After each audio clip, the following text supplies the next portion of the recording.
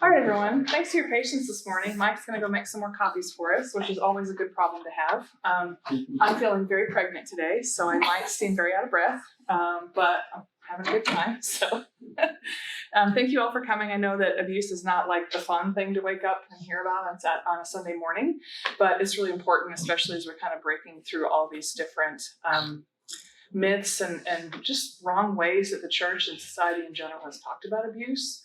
So I'm really glad that you're all here today. Today we're going to be talking about the "it's your fault" way that society views abuse survivors. Like, why don't you just leave? That's always what people think. Why don't you just leave? It's so much more complicated than that. So we're going to get into all this together. So last week, Mike said that abuse is harming you to make me feel better. I expanded that out just a little bit to talk about these 6 different kinds. There's as many ways to abuse someone as you can possibly think of, but these are the 6 main ones. So this is the first part on your sheet, if you want to write that down. Harming you physically, mentally, emotionally, sexually, financially, or socially to make me feel better. So those of you who have been through abuse or have seen it firsthand with a loved one, you've probably seen all of these different forms of abuse. Like financially is not talked about very often. We don't think about that, but that would be, a spouse or a boyfriend controlling all of the money and not allowing the other one to have any money at all. And socially that would just be isolating someone or, even in like an employment situation, holding them back to make the abuser feel better. So there are abusers in the Bible. These are just a couple that I thought of. There are more. And a lot of the Bible stories just, they're very short. They don't show like the whole picture of someone's character. But you can see in some cases that these people, they do have abusive traits and they do have stories where they are abusive to other people. So we have Jezebel and Ahab. These are, all Old Testament. Absalom, son of King David, who we talked about last week. We have King David, who had some really abusive things that he did to his children and to the women in his kingdom because he was king and he just got whatever he wanted. And we see how that kind of passed along through the family. Nabal, Abigail's husband, he was more of like a narcissistic type. These are really interesting stories. Nebuchadnezzar and many of the kings who the Israelites begged God for a king, and then this is what they got. So I find that a lot of us who end up in abusive situations, it's because we put something else in God's place. And so we set ourselves up to be in these kinds of situations where we put somebody else on the throne, and that's how we end up in these situations. So it's just an interesting parallel between us and the Israelites. So there are a lot of different tactics and a lot of different ways that abusers abuse, but this is kind of the cycle of it. And I just want to go a brief run through. A lot of you probably know all of this, but this one is on your sheet. You don't have a sheet yet, Robin, but you'll get one. Okay, so because it's such a complex cycle, it is hard for people to get out of this cycle because there's enough hope built into it that the people who are stuck in it think, okay, it's getting better. He's not going to do it anymore. It's okay. I finally did the right thing. I finally was perfect and he's okay and he's not going to. So number 1, the tensions build because the abuser creates tension and the survivor's stress will build. The second one is the actual incident where the abuser lashes out through physical, verbal, psychological, or sexual abuse tactics to dominate them. And then you have number 3, which is the reconciliation. And that's where the abuser makes excuses or attempts to apologize for the incident. There's usually a lot of gaslighting, which we'll get into later. Gaslighting makes my skin crawl because it's just so agitated. So gaslighting is common, and that's when they make you feel like your sense of reality is off. So it's not that something wrong happened, it's that you're crazy and you think something wrong happened, but it really didn't. So it's really hard to get out of that cycle because you don't even know what's real anymore. And number 4 is the calm. And that's when things seem very peaceful, even better than they did before. But often this doesn't last long before the cycle starts over. So that's where that hope comes in. That's where people think, oh, okay, it's going to get better, but it doesn't. So I want you all to see all of this and look at this kind of with fresh eyes. So I just want to say that nobody enjoys being abused. Nobody says, I just really hope I find someone at the bar tonight who's going to abuse me. I mean, nobody thinks that way. There are a lot of reasons why people end up in abusive situations, and they're very complex. And usually that victim is not even aware of it. They don't know that their picker is bad. They don't know that they keep choosing the same person. They think that that's the only kind of person there is, or they're desperate, or there's a lot of reasons. And the people on the outside think, how can you not notice that you keep picking the same man, the same friends, the same people over and over? But so there's this disconnect here. And I find that in our society, it's more comforting to blame the individual than see the pattern, because I mean, you'll see this in Hollywood or even Washington, D.C. in politics, when a senator or somebody is accused of sexual misconduct, it's always, the victim is always blamed. Or if there's a Hollywood producer that's blamed, and there's 6 people that say that he's abusive, it's easier for people to blame the victims, because we don't want to believe that there's something wrong with the system, that there's something wrong with our politicians, or there's something wrong with our actors and our entertainment industry. So instead of admitting, yeah, there is a problem where these people get away with it for years, we're just going to blame the victims instead. And so that trickles down into the way that just normal people react to the people around them who aren't even famous. And we do have a narcissistic society. Narcissism, again, very complex. We'll get into that too in a little bit. But it means that we are so driven on image and appearance and achievement in America, because we have the American dream. Anybody can do anything. We're so focused on that drives a lot of narcissists to rise to the top. And so that just kind of allows them to continue doing what they're doing, and nobody really does anything. And also, narcissists are really sneaky. It's hard to point one out. It's hard to find them. You might find one, but nobody else knows that they're a narcissist. It's crazy. So some more reasons here are, for the people who do become victims repeatedly, childhood abuse probably made it seem very normal to them that that's the only kind of treatment that they were ever going to get. And they just expect that behavior from all relationships that followed, because the safest relationships that they were supposed to have in their life abused them from a very early age. And so that is the lens that they see everything through. And they're not going to know any better because they've never seen it. A lot of times it's just more of a mental health issue or other impairment that makes them unaware. They don't realize that they have a mental health issue, and they're just not going to see it. Or they're just vulnerable in other ways, and they're easily manipulated and exploited.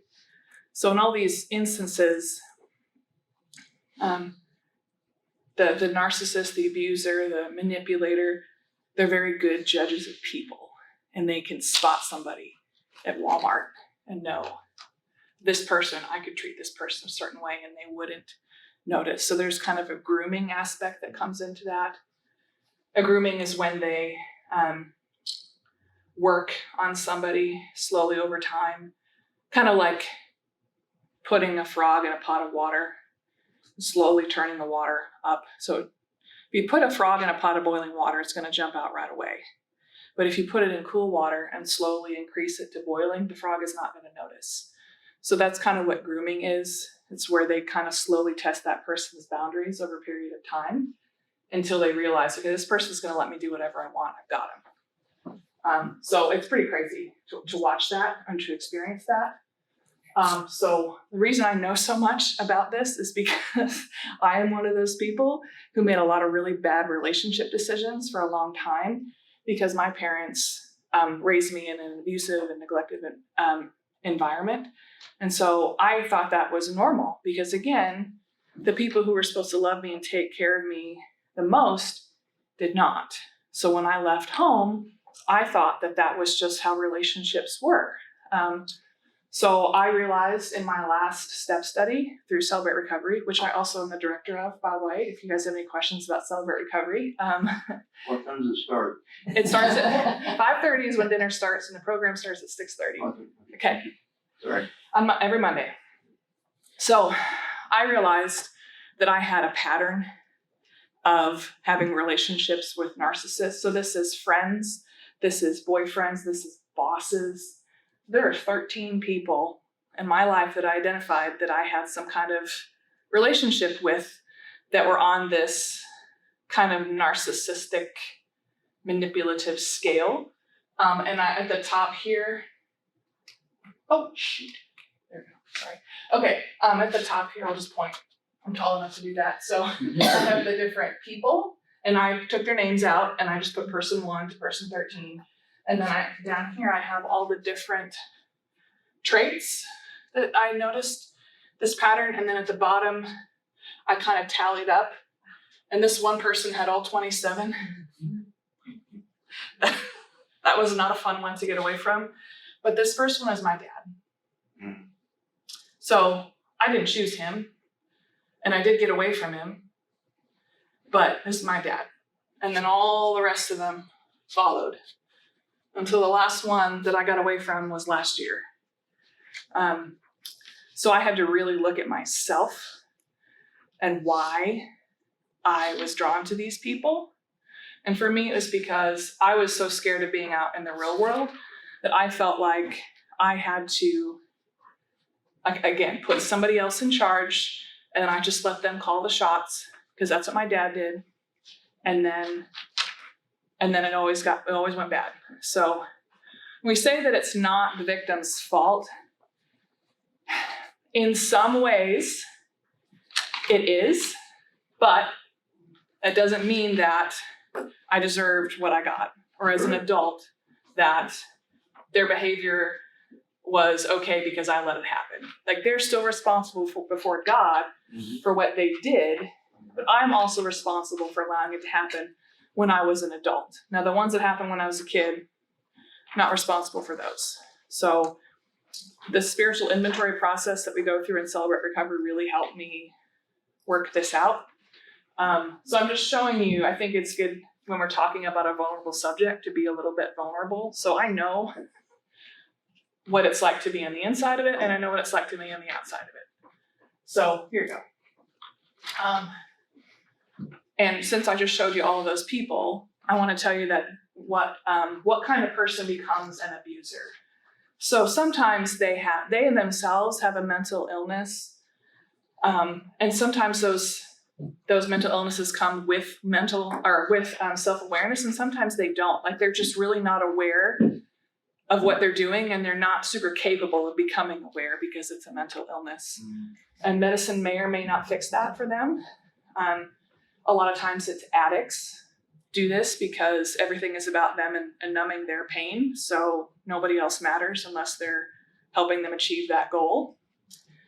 A lot of these people were abused themselves, but they did not heal from those experiences. And then they continued the cycle. So my dad is one of those. He was abused. Several other people on my spreadsheet that I just showed you, I know that was their case, but they didn't take that opportunity to heal. And so they became a weapon themselves. So we always say in CR, hurt people. And this is an example of that. So some other traits are just people who are selfish in general. They don't have to be a full-blown narcissist. They can just be somebody who's lazy. They can be somebody who's really good at manipulating. They can be controlling. They can be weak. And I think a lot of us think of abusers as being very strong, but actually they're not. They're not comfortable functioning normally. They don't think that they can function normally. So they become kind of this parasite that tears other people down to make themselves feel better. So I don't want you to ever think, oh, they're so strong, I'll never get away. You're stronger than they are. They just know how to hide their weaknesses better. So at their core, this goes for narcissists especially. They are unhappy with themselves and feel that they are worthless, and so they choose to get their value by making others look bad or using them to do all the work. So some narcissists like to have someone as like a built-in scapegoat, like an employee. They'll hire somebody that they can make the scapegoat. So whenever anything goes wrong, oh, it's this person's fault. It wasn't my fault. I know I'm the director. I know I'm the VP or whatever, but it's not my fault, it's their fault. So that's really common. And like I said earlier, our culture is also very narcissistic and very me focused. So it just creates a perfect environment for these kinds of things to happen. So again, like I said earlier, why didn't you just leave? And I said, if it's not the first thing that most confidants say, it's probably the first thing that they think. And again, this is not, sometimes it can just be a gut reaction and it's not actually what that person believes, but it's very prevalent and it's really hard to overcome this. I have thought this before, and then when I look back at myself, I've said it to myself, so I've like bullied myself. So I'm telling you that this is just how our culture deals with this kind of thing. So we're going to go through 12 tricks that abusers will use. And so when I say abuser, that's kind of synonymous with maybe somebody who is a narcissist, somebody who is just a manipulator. But these are the 12 tactics that they use. So Darvo, this one's interesting because it's a lot of things all at once. And this is on the back side if you want to fill these in. Darvo just means deny, attack, reverse victim, and offender. So this means whenever they're confronted with their behavior, they're just going to deny it. They're going to lie about it. They've never done anything wrong in their lives ever, which is gaslighting. So you'll notice about narcissists, they can't even admit to like little things that they did wrong. Like they are incapable of admitting that they've done something wrong ever. And the next one is attack. They will attack the target for attempting to hold them accountable. They'll flip the table on them and make them look like the bad person. And it's all to avoid, they don't want anyone to look inside or look at them deeply. So everything is a defense mechanism. They will also reverse the role with a victim and offender, so they will shift the blame. So all of this it's a lot of triangulation. So there's that diagram in the back of your sheet. We'll get to that too, but it's all a lot like triangulation. They say that they're the one who's the victim.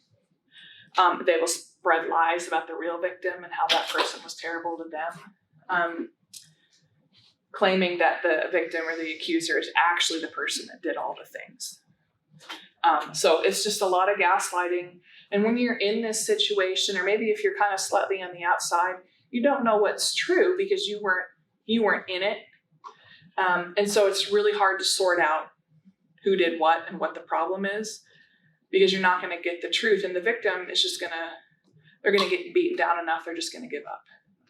And so it's going to look like they're retracting their story. It's going to look like they don't know what they're talking about, when really they're just realize that the cost is too great. And so they're not gonna choose this battle. And so the narcissist will often win because they look more competent, more together. If you've watched any crime dramas, this kind of thing happens a lot, where victims retract their statements. And it's not because it's made up, it's because they don't want to deal with the consequences of standing up for the truth.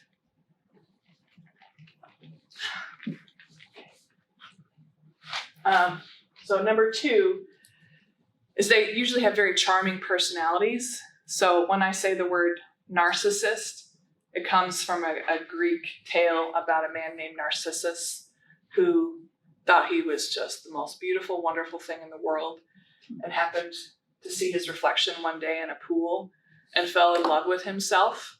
And then he stayed there staring at himself until he died.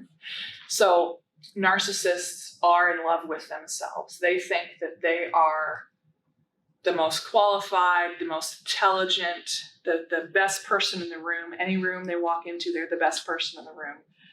So that feeds all their other things. They think everyone else is inferior to them. And some of them almost think they should be worshipped. So that makes it very easy for them to feel like they're allowed to abuse people because they're superior. So I can do whatever I want to them. I can use them, whatever, because they're not as good as I am. They're here to serve me. So, and they can do that with a very charming personality, which is why they're so popular. Despite all the character flaws, they do become very popular because they're very charming. And so a lot of people would have no idea. And that's why a lot of times this happens in the church. This happens just in society where we hold up somebody because they're just so wonderful. And then all of a sudden everything falls and we realize that for decades they have been this horrible person. So Mike last week mentioned Ravi Zacharias. And he wrote books and he brought millions to Christ and he did a lot of good around the world, but he also did a lot of bad. And it's really hard for the church to know, how do we handle that? Like, what do we do with those books? Because those books were still based on the truth, but he did all these horrible things too. So again, that charming personality, it's like the whitewashed tomb. It just covers up a whole lot of sins, but surely your sins will find you out. So it does eventually come to light. And so it's like narcissists are just getting as much as they can out of the world before everyone finds out what they really are. And usually they'll just leave town, they'll take off and they'll find someone else. They'll go somewhere else and they'll find new people to exploit. Okay, so number 3 is gaslighting. That's the one I mentioned that makes my skin crawl. Because, like, here's an example of that. Okay, Sam. Okay, this is my husband, Sam, in the orange here. Now let's say Sam ran out to take a phone call. And he comes back and he wonders where his coffee is. And I say, oh, you never got a coffee. Are you sure? I think you might be losing it. Are you sure you got a coffee? And then so he starts to doubt that he got a coffee, but really it's because I threw it away because I think he drinks too much coffee or whatever. That's just a silly example of how you can turn a situation around on somebody. And if you do that enough, they're going to think that they are crazy. Why would you assume that someone's going to lie to you about something as stupid as a coffee? You wouldn't. So most people will doubt themselves first before they doubt anybody else. And so that kind of thing built up over time, starting with small things. Like I said, you're the frog in the pot of water, until it gets to big things. It's very hard to get away from that because you don't know what's happening. It's not as obvious. So a lot of these things on this list are not obvious. So a lot of people think that physical abuse is the worst, and it definitely is awful, but a lot of times it's more obvious than the other forms of abuse that person is going through. So you don't realize that there's 6 other things that you're actually trying to fight and get away from at the same time, because it's crazy. Okay, next one, number 4 is manipulation. I mean, we all know what that is. It's when you want something from somebody, but you know they don't want to give it to you, and so you're going to trick them, you're going to coerce them into giving it to you, and then you think, well, they said yes, so it's okay. But you've tricked them, you forced them to do something for you that they didn't want to do, or under false pretenses. So that's another gross one. They're all kind of gross, honestly, when you really think about it. They're all very gross. So triangulation, I could have a whole hour just on triangulation, and I have at Celebrate Recovery when I do leader trainings, and we talk about stuff like this a lot. So triangulation is,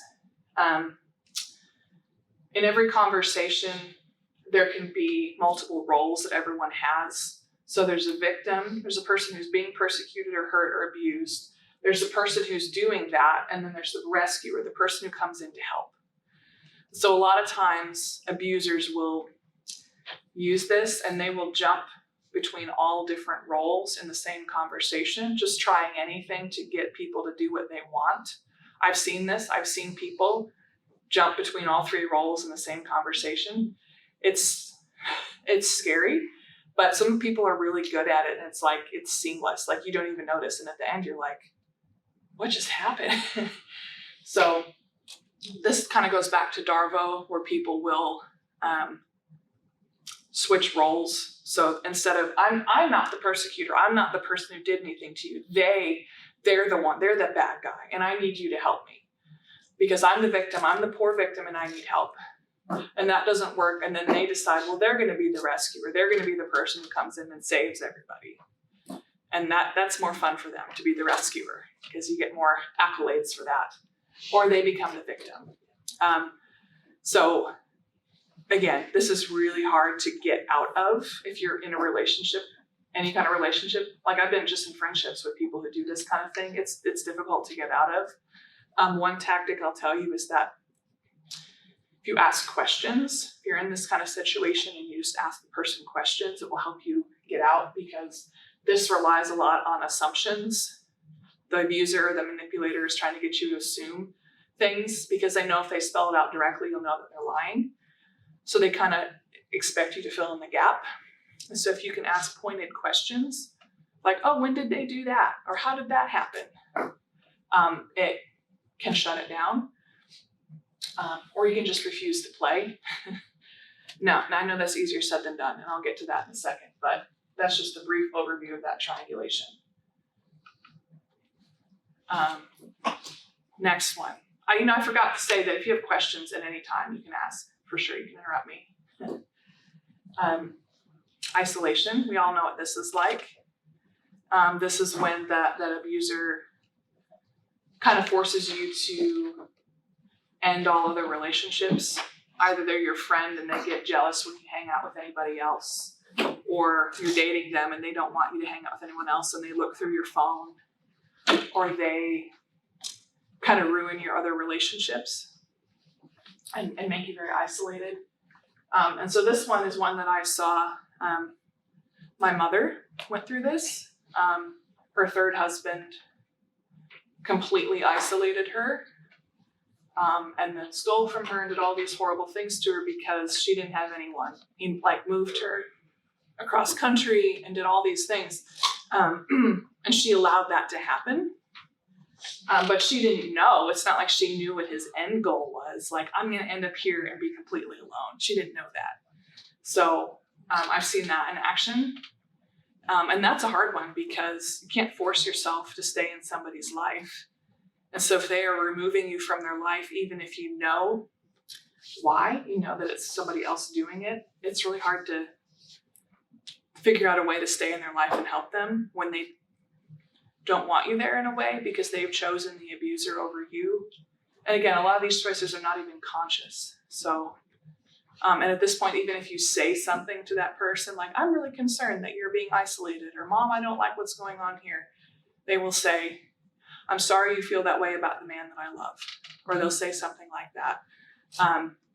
So at a certain point, there's not a lot that we can do. So that is isolation. Lying, just straight up lying happens a lot. And it doesn't even have to be like this, complicated lie. I think that's part of the gaslighting, is that you realize that you believed really stupid lies over the years. And then at the end, you're like, why did I believe that? It just happens. And you don't even know. You don't even know it's a lie.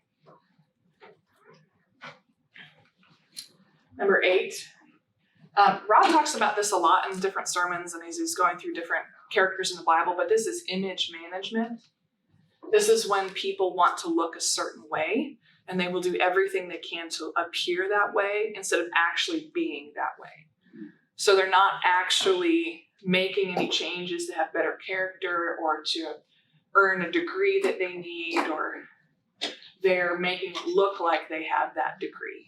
I know somebody who lied about having 3 different degrees and actually had none. And people bought it for years because why would somebody lie about that? So that kind of thing. Instead of actually going out and doing the work, it's probably less work to do that than to lie to everybody in your life about having these college degrees. But for them, there's the line between fact and fake is not really there. A fact is what I can make somebody believe. And it's fake. If I can't make them believe it, then it's fake. It's not actually what's true or what's false.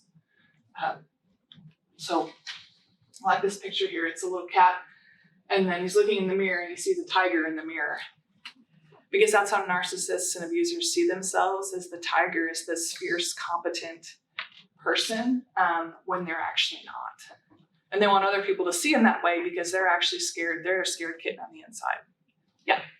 And that, is it like the abuser too sometimes lies so much they believe their own lies? Yeah. Yeah. And then they don't even know it's true anymore because they've told so many lies. And so then that actually makes them withdraw a little bit from people because they can't remember what they've said. Right. So they kind of drown in their own lies. Yeah. Okay. This next one. These are funny. I just think these are amusing. Love bombing and negging, they go together a lot. Love bombing happens a lot. Like, you probably can't read all these on the screen here. I'll read it to you.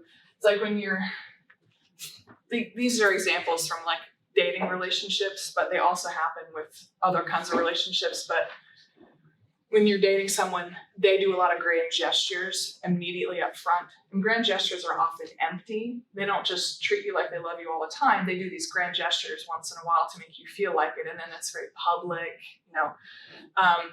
you don't have any privacy with them. They are very controlling. They just it's like they're bombing you with love, but it's not always like that. Then they will withdraw and do the negging thing. And that's a lot of backhanded compliments. Like, I had somebody once say to me, "Oh, I didn't think that outfit was going to look good on you, but I guess I'm wrong." Like, just weird. You guys probably have a lot of examples of that where it's like, it may sound like a compliment, and if anybody overheard it, they might assume it was a compliment, but you know what they're doing. So they will go back and forth between these different tactics to keep you guessing. And with the negging, the compliments are done in such a way that you keep trying, like, oh, I must have done something wrong to make them make fun of me or make them not like me. I've got to keep trying. So it's like the narcissist knows with mathematical precision how long they can stay in negging territory, and then when they need to jump back into love bombing before they lose you. And then when you're puffed up too much, then they go back into negging. So I looked up negging, and there were so many examples of just people screenshots from dating apps, because for some reason men do that when they're like meeting women. They think it's a good way to get women. So this one, the guy says, "You know what's weird?" And she says, "What's weird?" "You're not my usual type I'd swipe right on. So give me 3 reasons for me to want to get to know you." And she says, "No, it's all good if you don't want to get to know me, LOL." Like, she kind of recognizes what he's doing and is not going to play that game. So that's just kind of a silly example of negging, but it can be kind of crazy when you get to see that pattern. And that's another thing, like when you realize the negging, you're kind of like, oh, I put up with that. So go to the next one. Number 11 is just straight up threats. I mean, if you leave me, I will do this to you. Now, in the 13 people that I had on that beautiful little spreadsheet I made, none of them ever physically abused me. So I didn't have that. I didn't have to deal with that. But there were people on that who did threaten that. So I mentioned my mom's last husband. He was like that. He threatened me. And thankfully he lived really far away and didn't know how to find me. So I wasn't worried, but it's still very unnerving to know that there's somebody who wants to hurt you. So these can be real basic, veiled threats where you just know that if you step out of line, you're going to be punished, to actual like physical, if you leave me, I will make sure you never work again. Or if you leave me, I will make sure that I will hurt you. I will find you. I'll never let you go, whatever, that kind of stuff. So again, those can be super obvious. And the 12th one, this is kind of a wild card. I threw this in here because it's fascinating to me, but it also kind of makes my skin crawl. It's Munchausen or Munchausen by proxy. They have different names now, but this is how they're known. So that's it's called fictitious disorder, fictitious illness. What's it in the DSM-5 now? don't know if they're but because I always learned as much as Yeah. So they did change it, but you've probably seen this. I've seen multiple episodes of Law and Order where the bad guy has Munchausen or Munchausen by proxy. And so that is when you make up an illness to get attention. I had someone who told me they had COVID 6 times within 2 years and they never had it once because they liked having an excuse to get out of doing things. The same person told me they had cancer. And then when I asked them about it a couple weeks later, they said, oh, I never had cancer. I never said that. So there's the gaslighting in there too. So it's making up a fictitious medical illness, either for yourself, that's Munchausen. Munchausen by proxy would mean saying, my husband's really sick, and then starting a GoFundMe to get money for it, to, just talking about it, posting constantly about it on Facebook to get pity for it. And a lot of times they will make that person feel like they're sick. Has anyone seen The Sixth Sense? Yeah. Okay. It's been out for years and years, but spoiler alert, there is a parent in there who physically is making her daughter sick. She is poisoning her to make her sick because the mother wants the attention of having a sick child. She wants the pity. She wants the money. And that, go watch it again. Yeah. So this is another really famous story. It was a movie on Netflix. I didn't see this one, but it's been pretty recent. So this one's crazy. And this is a mental disorder. There's not a lot of treatment for it. There's no medication this person can go on, but it's in the DSM-5, so it is recognized. But it's, again, that person thinks that they are better than everybody else, and so their child or their person that they are making into the sick person, they're just kind of at their disposal. They don't care about that person. They just view them as somebody that they can manipulate or use for the narcissist's end goal. So it's crazy to see that in real life. And it can be, even the Munchausen by proxy doesn't have to be that they're making their victim sick. It's that they're making them out to be sick. They're telling everybody that they're sick. They are lying about that person's health. They're using them as, oh, we didn't get to do this today because so-and-so is sick or so-and-so had to go to the doctor, when none of that is true. It's just like a very specific way to make that person the scapegoat. So I put that up here because it's not commonly talked about and it's fascinating to me. So here's the whole list in case you missed any of them. You can catch up on those. Do you have any questions? We got a couple more slides. I'm gonna give you some hope at the end and not just a brain full of information. So now what? Now that I've told you all of these terrible things, now you're running through your head, well, maybe I don't want to leave you like that. So I'm going to talk about how to escape these situations, because some of these are, like in my mom's case, she left with nothing. She pretended that she was going to work and just never came back. So she walked out with her Walmart uniform on, she left her cat, she left all of her possessions behind and just left. Took half the money in the checking account. So some people get to that point where they know that if they don't leave now, they will die. And other people, it takes a long time to get there. And maybe death is not really on the table for them. And so they think, oh, it's not that bad, or it's not as bad as my last relationship, or, well, I don't know what I'd do without him. It can get pretty crazy. So like I said, get help, but a professional can help you assess where you're at on a 0 to 10 scale. So 0 being, there's nothing wrong. I don't even know why I'm talking to a professional. I don't need any help. To 10 being, I'll leave at my first chance with absolutely nothing. It's that bad. So when people get to that point, then that's usually when they need to be like hidden away somewhere, But for other circumstances where you're not worried about your safety in that sense, you have to kind of untangle yourself from the abusive situation. You have to be careful, because they know, they can pick up, oh, they stepped back a little bit, or their check was smaller this month than it has been. I think they kept some of it. The abuser will pick up on some of this. And so it's hard to know how to untangle yourself, and a professional can help you with that. And you also need a support team. So you need trusted, confidential friends and family who do believe you. That's the most important thing, is that they believe you, and that they can be trusted.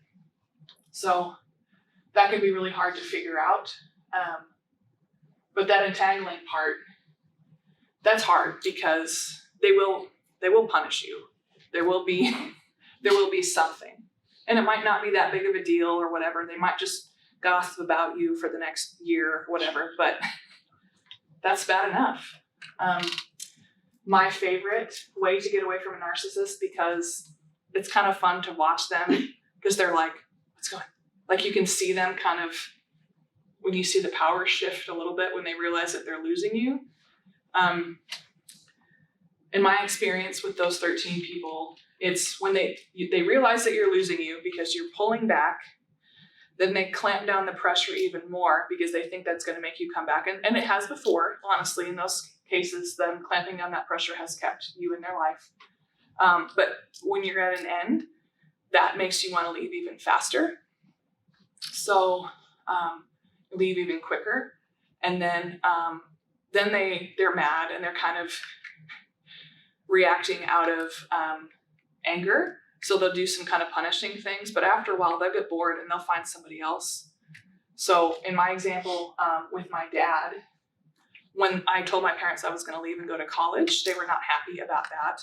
And so my dad got really mean and really picky, and would did so many things. And I was like 17, so I didn't know this pattern. I didn't know what's going on. Like, he would just throw away things that belonged to me. And so the morning I was going to leave for college, I wake up and I like pack my car and get on the road, because I've got to drive 11 hours, and my car was gone. And he brought it back later. He's like, well, I just wanted to fix some stuff for you. I was like, okay. So he delayed it long enough that he thought, well, she can't leave now because it's been 5 hours and she's got to drive too far. But I left anyway. And while I was gone, it was more of that kind of punishing stuff. But it didn't take very long for him to kind of get tired of it, and then just completely left me alone, like I didn't exist. And I'm not telling you that to make anyone feel bad for me, because I've worked through that, and I don't know what happened with him, but we have sort of a relationship now, and he's not like that anymore. I don't call him grandpa, but it is what it is. I'm telling you because I want you to see like an example of how that actually happens, and not just like clinical terms here. So I got out and I was okay. But when I later on realized I had this pattern, I realized I got away from all of them. I suffered consequences every time, but I did get away. So that helped me. But this next one is called being a gray rock, the tactic that I said I like so much. And that's when you become as boring and as unresponsive as a gray rock. So they have nothing further to gain from you, because this type of person will rely on your emotional responses. They'll twist that, and they'll use that to hurt you, or to get something out of you, or to know that they've kind of put you in a really emotional place. So if you don't give them anything, if you don't give them any personal information that they can use against you, they will get bored and move on to somebody else. Because a narcissist, they are efficient. I mean, they don't want to waste their time on somebody who's not going to give them what they want. They know they can find somebody else.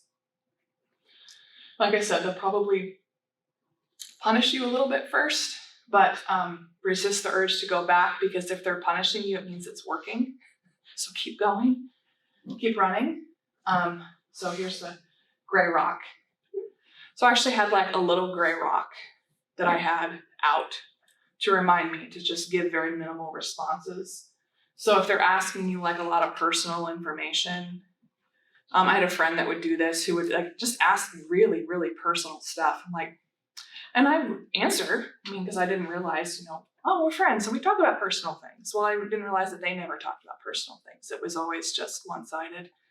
So after a while, I would either not respond at all, Or I would say, why do you need to know that? So again, there's the question. Or I would say, no. And do that enough times and they realize that they're just not going to get anything else out of you. You avoid them at all costs. You don't make eye contact with them. You might have to block them. There's a lot of different ways that you can do it. You can just leave the room. If they ask to get together for coffee, say, oh, I'm really busy, I can't right now. Just, you can put some space in between you and them. If you're living with them, it is harder to do that. But that, you just have to become as bland, as boring as a rock. And they'll just kind of give up on you. So again, that, I like that a lot. Okay, so again, when you're trying to get away, you have to be ready to let go of your public image, what people think of you, your possessions and your identity to being free and safe. And narcissists and abusers know that people don't want to do that. So they know that they can keep people longer because they're not willing to sacrifice all of these things. But in the end, it is worth it to get away from that person, to give up all of those things to be safe. But everyone has to get to that point themselves. Everyone has to find their own rock bottom. And for a lot of us, our rock bottom is lower than we thought it was. Or if you're helping a friend, you realize, well, your rock bottom's lower than mine, but really we don't actually know where our rock bottoms are until we hit it. So no matter what they say or do, it's not worth going back. And this little image here just says, when a narcissist can no longer control you, they will instead control how others see you. So like I mentioned that I had a couple of bosses who fit this, and without a doubt, every time I left, they would say awful things about me. And I just had to walk away. The one good thing in that is if it does help you figure out what relationships you have are solid, because anyone who believes that kind of stuff about you, who really knows you, is probably not a good person for you to be friends with. So it does help sort stuff out, but the mudslinging can get pretty ridiculous after a while. So anyway, just a heads up. Molly. Yeah. Can you go back to the image right before this one?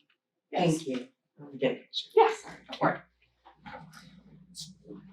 So if you need to have a little gray rock with eyeballs on it, just to remind you to be a gray rock, then you would do that.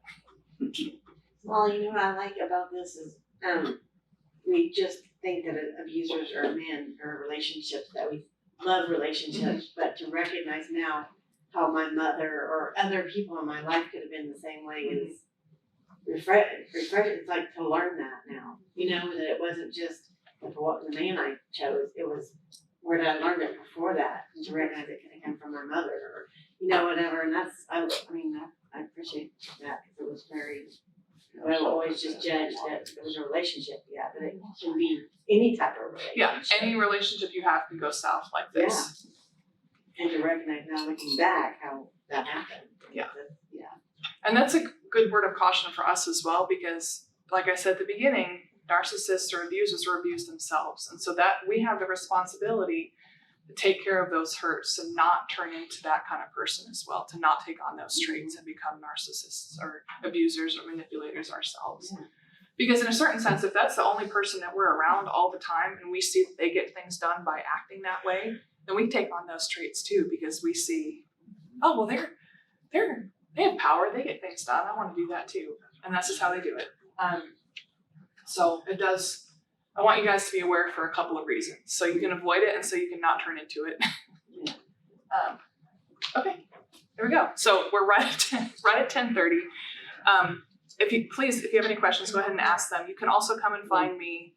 You look up all of these things. I didn't have time to go into detail on the 12 traits, but definitely look those up if you have questions about them. The good thing about our culture right now is we're starting to recognize this narcissist streak that we have. And so like gaslighting was the word of the year in 2022. So there's a lot of good information out there right now. But do you guys have any questions? Good. Okay. Yeah, Yeah. Okay. we were just. Just a lot, yeah. It just made me Full brain. realize Yeah. Yeah. certain It's like certain aha people moment. are abusers, yeah. Wow. That's cool. Yes, yes. I think it's also good for those of us that, just to kind of, I sat here thinking, so where do I fit into being an abuser? Me too. What, I haven't, to become more aware of what tactics I might use. But I had no idea I was using that tactic. And that's definitely With no possible. intention. Yes. But we all, especially in the rhetoric and in the time that we live, it's like everybody feels like they need to be correct. And instead of, so I really appreciate it from various sides of it.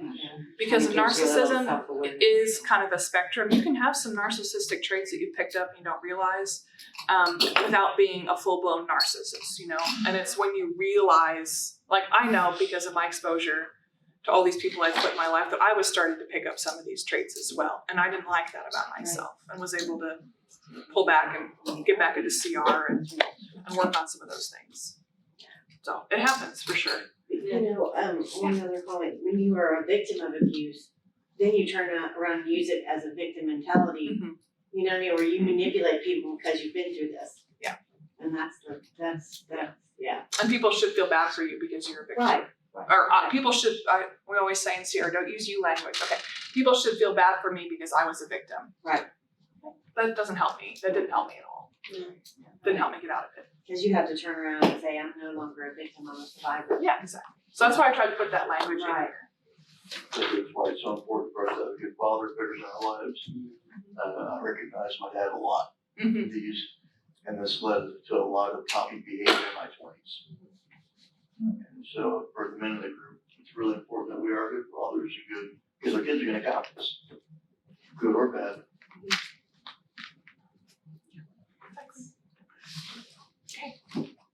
Thank you. It was great.